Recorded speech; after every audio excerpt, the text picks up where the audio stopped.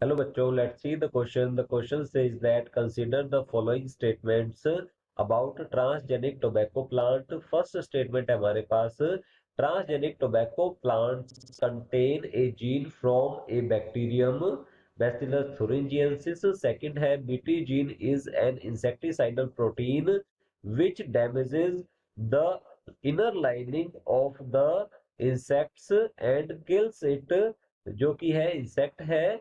और आगे की ओर दिया गया है third, the tobacco plants having BT gene products their own insecticide.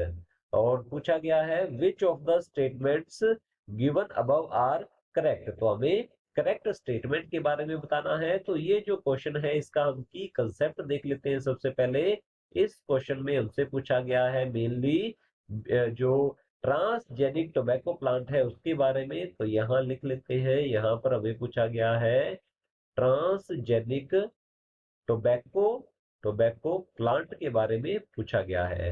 तो ट्रांसजेनिक टोबैको प्लांट जो है ये ऐसा प्लांट है जिनकी जेनेटिक्स जो है या फिर जिसके जो डीएनए में चेंज किया जा चुका है, ऐसा जो टोबैको प्लांट है उसे कहते हैं ट्रांसजेनिक टोबैको प्लांट। और इसकी फॉर्मेशन की जाती है जेनेटिक इंजीनियरिंग के थ्रू।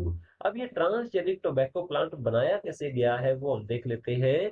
एक बैक्टीरिया होता है बीटी बैक्टीरिया जिसे बैसिलस थुरिंजिएंसिस कहते हैं। तो यहाँ लिखेंगे बीटी बैक्टीरिया, या इसका जो फुल नेम है बीटी का ये होता है बैसिलस बैसिलस थुरिंजिएंसिस। ये एक बैक्टीरिया है और ये जो बैक्टीरिया है ये क्या करता है, ये बीटी टॉक्सिन प्रोड्यूस करता है। इसके अंदर स्पेशलाइज्ड जीन्स होते हैं जिन्हें क्राई जीन कहते हैं। और ये क्राई जीन जो है ये टॉक्सिन प्रोड्यूस करते हैं। ये इंसेक्टिसाइडल प्रोड्यूस जो प्रोटीन होती है वो प्रोड्यूस करते हैं जिन्हें बीटी टॉक्सिन कहते हैं। अब ये बीटी टॉक्सिन जो है जब ये एंटर कर जाती है इंसेक्ट की गट में, तो यहाँ हम लिखेंगे in the in the gut of insect. जब ये किसी इंसेक्ट की गट में एंटर कर जाती है तो वहां पर ये डिसॉल्व होकर एक्टिव हो जाएगी।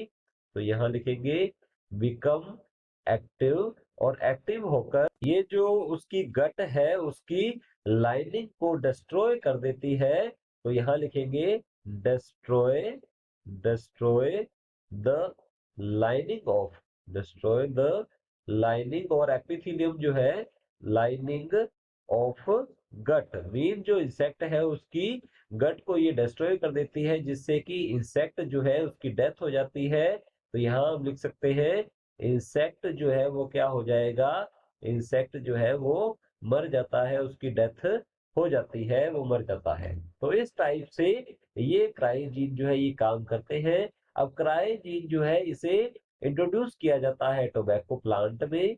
टोबैको प्लांट जो है इसमें इंट्रोड्यूस कर दिया जाता है जिससे कि अब क्रायोजीन जो है ये टोबैको प्लांट में एंटर कर चुके हैं और ये होता है ट्रांसजेनिक टोबैको प्लांट।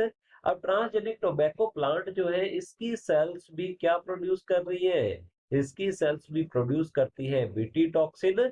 और बीटी टॉक्सिन जो है वो इंसेक्ट्स को मीन जो टोबैको प्लांट पर ऐसे इंसेक्ट जो कि टोबैको प्लांट पर फीड करते हैं, अब वो क्या हो जाएंगे, वो जैसे ही इसकी सेल्स को बाइट करते हैं वो मर जाएंगे क्योंकि उसके अंदर होता है बीटी टॉक्सिन। तो चलिए देखते हैं स्टेटमेंट्स की ओर। स्टेटमेंट फर्स्ट है हमारे पास, transgenic tobacco plants contain a gene from bacterium Bacillus thuringiensis. तो हमारा जो ये फर्स्ट स्टेटमेंट है ये बिल्कुल करेक्ट है। ये एक बैक्टीरिया जो है उसका जीन है क्रायोजीन, और वो डाला जाता है टोबैको प्लांट में जिससे बनाया जाता है transgenic tobacco plant.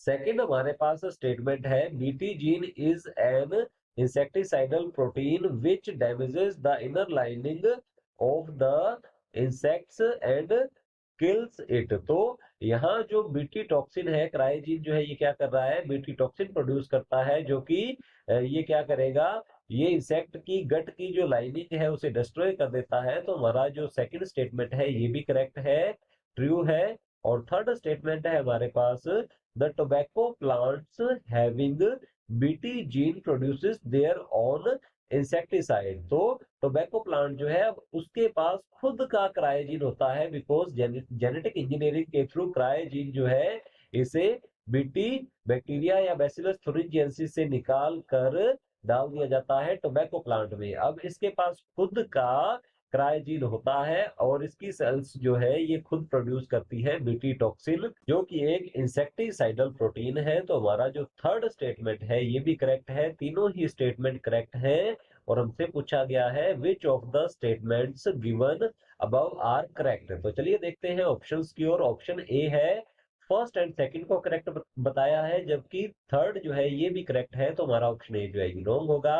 Option B में फर्स्ट थर्ड को करेक्ट बताया है, तो ये भी रॉन्ग होता है। ऑप्शन सी है सेकंड थर्ड को करेक्ट बताया है, तो ये भी रॉन्ग होता है। ऑप्शन डी जो है इसमें फर्स्ट सेकंड एंड थर्ड तीनों को करेक्ट बताया है, so the final answer is option D. Hope you understood it well. Good luck, thank you.